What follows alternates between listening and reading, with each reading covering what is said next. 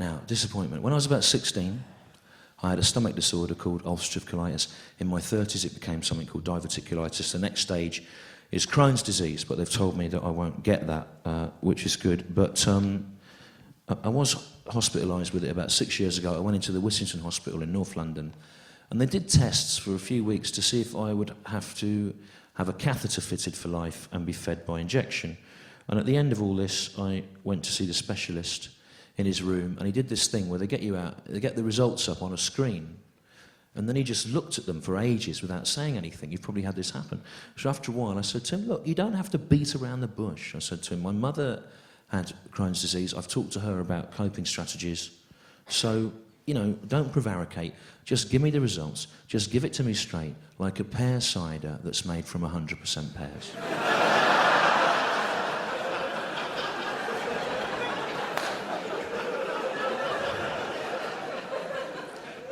And he said, I'm sorry, what did you just say there? And I said, look, I'm not trying to tell you how to do your job, but I was on that ward. You know, I talked to all these other guys there about what they'd had, and so you don't need to cushion the blow. I said to him, just give me the results, just give it to me straight, like a pear cider that's made from 100% pears. And he said, I am sorry, I've not heard that phrase before. Which struck me as odd, because in my family we use it all the time. We always have. Particularly my grandparents' generation, you know, 4 or 5 times a day, give it to me straight like a pear cider that's made from 100% pears. But it was only when that doctor pointed it out, I thought, yes, it is odd. I didn't hear other people saying it, you know. But when I was a kid, it was absolutely ubiquitous. It was part of every day.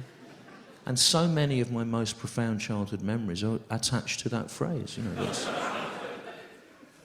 I remember when I was about 8, 9 years old, I'd had a Jack Russell as a puppy, and I called it Scarry after the kids writer, Richard Scarry. And then he got this sort of gastro thing, and my dad took him to the vets, and when he came back from the vets, the dog wasn't with him anymore, and I said to my dad, where's Scarry? And he said, well, I'll give it to you straight. Like a pear cider that's made from 100% pears. I've had him given a lethal injection. So that's just one example, but there's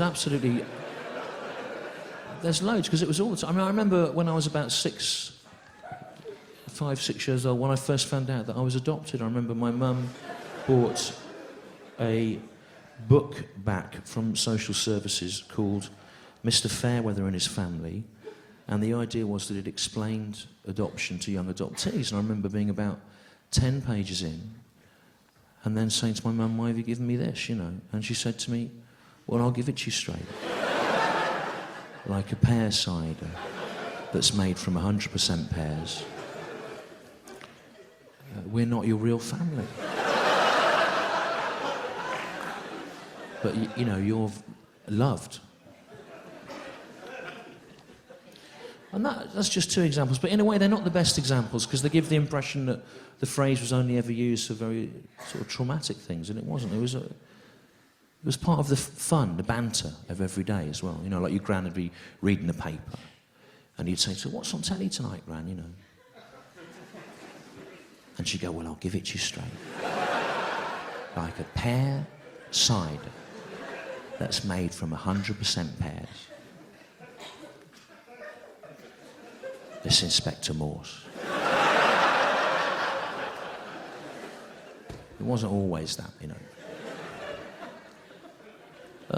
So that's, I hope you, yeah, you saw what I mean, it's always there. But I do appreciate it was peculiar to my family, and I was trying to think why that was. Now, I'm not a social historian, but my grandparents were shop floor at the Cadbury's factory in Birmingham. But before that, before the Industrial Revolution, when people came to the cities, going back thousands of years, hundreds of generations, my family had been agricultural workers in Herefordshire, Worcestershire. There's apples there, there's pears, there's cider manufacture. Maybe give it to me straight like a pear cider that's made from 100% pears was something they all said in the fields, you know, for fun. But my family took it with them when they went to the city for work. And somehow it survived. Maybe because my gran had 9 sisters and they would have all have said it, you know, I don't know. I don't know, but what it means to me is when I hear that phrase, it moves me not just because of the memories of childhood, but also because it's about a bigger thing. It's about the history of ordinary British working people on the move. Yeah, bear with me, culturally, yeah.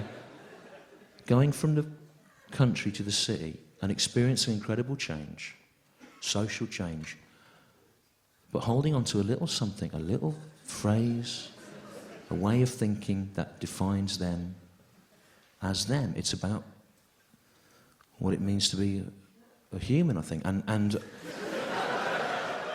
let's not forget those generations before us experienced incredible change. Look at the changes outside here in this last 100 years, you know, in this, just outside this theatre. Incredible. And my granddad, you know, he grew up in a field, you know, and then he lived in the slum. He did, in Worcester. He learned to swim in the fields in Worcestershire. But then by 1940, he's an engineer for Lancaster bombers. It's incredible. And actually one of his crew was one of the first crews to fly over Dresden after the Dresden firebombing. And I think that he was traumatised by that. But he didn't talk about it. That generation of men didn't talk about their experiences, you know. And he talked about it once.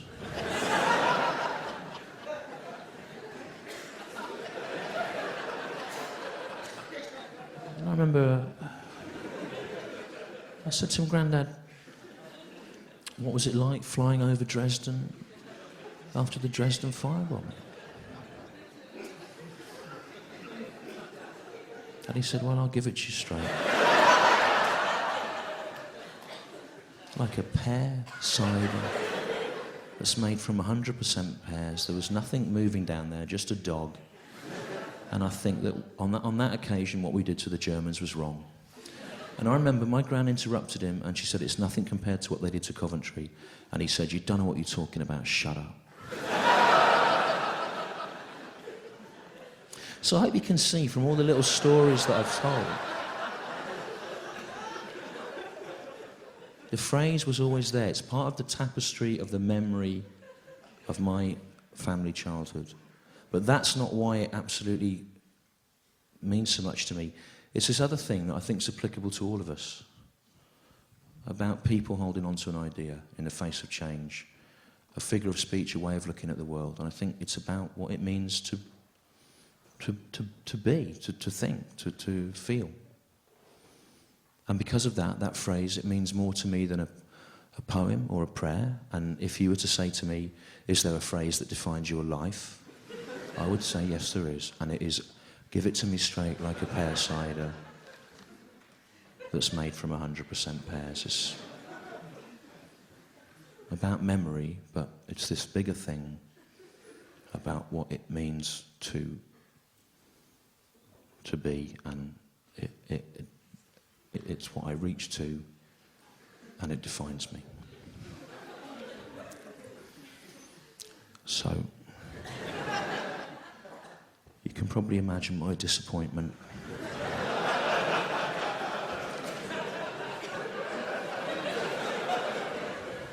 When I was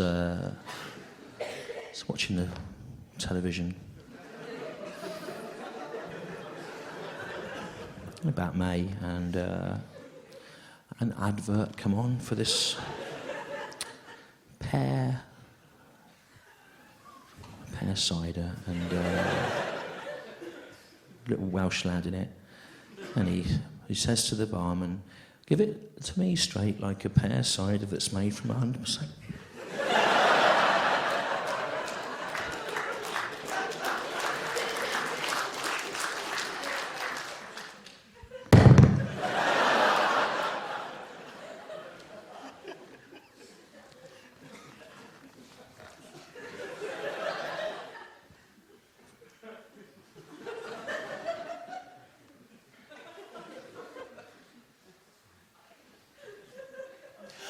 Supposed to believe that that's a coincidence of mine.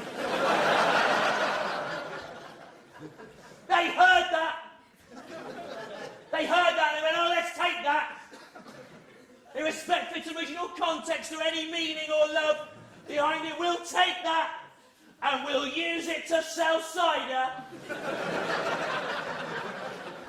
Give it to me straight like a pear cider that's made from 100% pears. You expect me to believe that an advertising creative on hundreds of millions of pounds a year would seriously submit a phrase as cumbersome and unwieldy as that? That is stolen out of the hearts and minds of ordinary working people with no comeback. There's no comeback for them. Thanks for that, Grandad. Thanks for fighting the war. Thanks for... Dig him up, dig his corpse up, rip his heart out, bring it out into a bucket, and use it to sell cider. That meant something to someone. That meant something. What people in advertising have got to understand is the world's not up for grabs. It's not a massive picnic table of all different thoughts and feelings and songs and stories and poems and words people have said and images and memories and things that mattered and shared little thoughts and traditions and things. It's not all just to be and changed and used and not everything. It's not all... Don't light this up! This isn't an entertainment. This isn't to be seen. You can't just take things and change them. That's gone, that phrase. That mattered to us. That's gone. You can't get it. I wanted to teach my son that phrase. And there's no point now. People go, what's that you're saying? And they go, oh, my granddad said it in the fields, they said it in the war. They go, shut up, it's in an advert. That's gone, you can't get it back. You can't. I'm not mad, by the way. I'm not one of these people who thinks everything's copied off them. I'm not the sort of person who goes, oh, in 1976, I did a drawing of a robot and then Star Wars came out.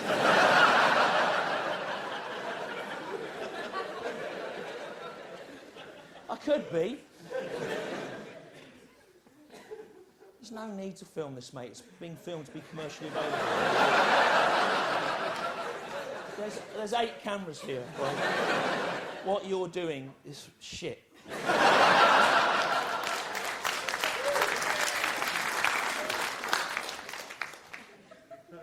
I could feel like that, right? Because when I was about 11, 12, right, I used to like reggae music, the reggae. Now, back then, 1979, 80, if you liked an artist's work, you had to buy it in a shop.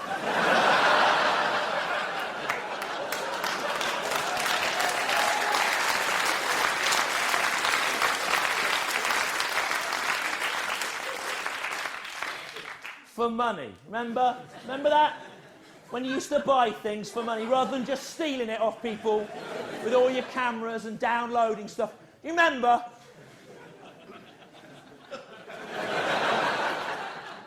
And no, I'm not going to be doing another live DVD after this one. Because it's not cost effective, is it? Because I can go on the internet and in an afternoon, I can find more. In an afternoon, I can find more where you've all stolen it free off torrent sites than I've sold in the whole time. I'll be selling some old ones out of a bucket on the way out. If you like the look of them, just get a handful, walk off with them, that's the same. Colin Dench from the video company, he's going, oh, I can't understand why yours don't sell better. I know why it is. Look at you, look at the people that like me, all with pink hair and stuff. Look at you. The fucking liberal intelligentsia of Glasgow down here. All reading The Guardian. If a fight breaks out tonight, there's going to be no one to mediate in Glasgow. Look at you all. All the clever people, aren't you, in your checkered shirts with your pink hair? with your umbrellas. Who has an umbrella, mate? No one. Sherlock Holmes has come. All the clever people, aren't you? That's who likes me. All the clever people downloading stuff off the internet, stealing it. That's not a problem Michael McIntyre's with his audience. 1.3 million of them queuing up at Christmas to buy his DVD, like captured partisans digging their own mass grave.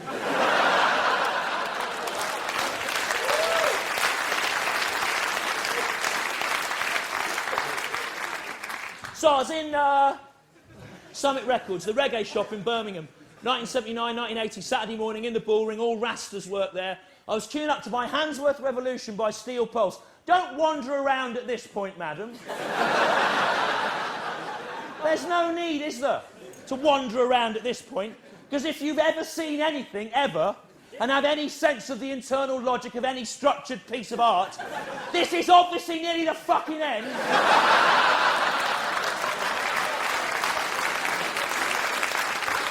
Get her wandering about. You've got her. Get her wandering about. I don't top this bit. He came out, he ran around, he falsified a satirical nervous breakdown. And he shot his own face off with a harpoon. This is it. I shout here for a bit, I go down there. Obviously I use that guitar, then that's it.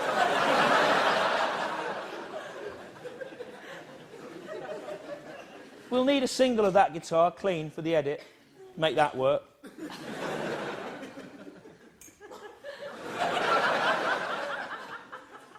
So I was in Summit Records. Saturday morning, 1979, Rastas, Handsworth Revolution, Steel Pulse. And my friend in the queue, James, said to me, "How's your mum?" And I said, "Not great, actually, because there's a rat in the kitchen and she doesn't know..." Yes!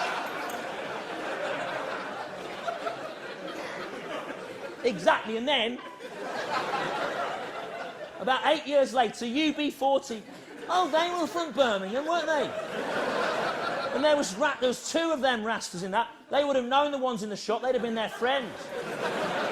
And they had a hit with a rat in the kitchen. But that's a coincidence! You'd have to be out of your mind to think, no, but give it to me straight like a pear cider that's made from 100% pears. Give it to me straight like a pear cider that's made from 100% pears. That's copied. That's obviously copied. No one would think of that. Give it to me straight like a pear cider that's made from 100% pears. It's copied. No one would think of that. No one. And what breaks my heart about that? It's not only is it stolen, it's been stolen all wrong. Because what we said for thousands of years, in the fields, in the sweat of our faces, digging up your fruit, was give it to me straight like a pear cider that's made from 100% pears. But the Welsh bloke in the advert, he says, give it to me straight like a pear cider that's made from 100% pear.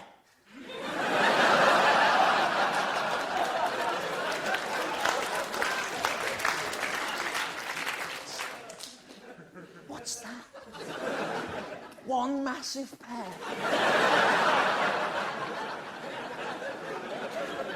One massive pear, making all the cider in the world.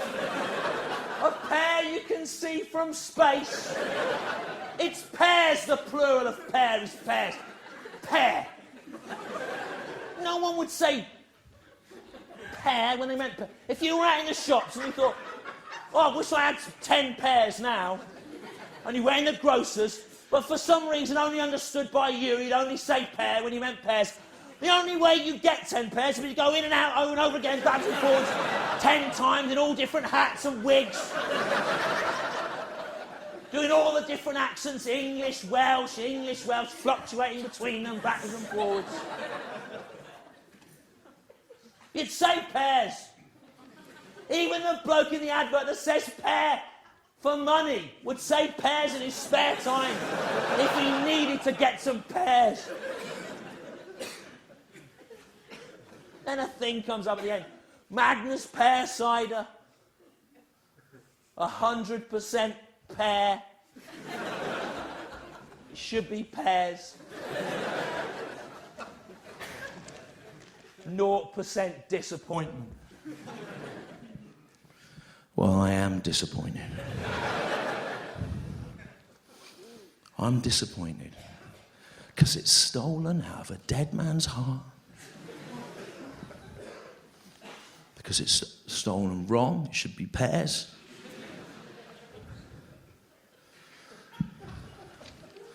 And because there's no point saying that the cider's 0% disappointment if you've already said it's 100% pear. Because you can't have more than 100% of a thing, no matter what they tell you.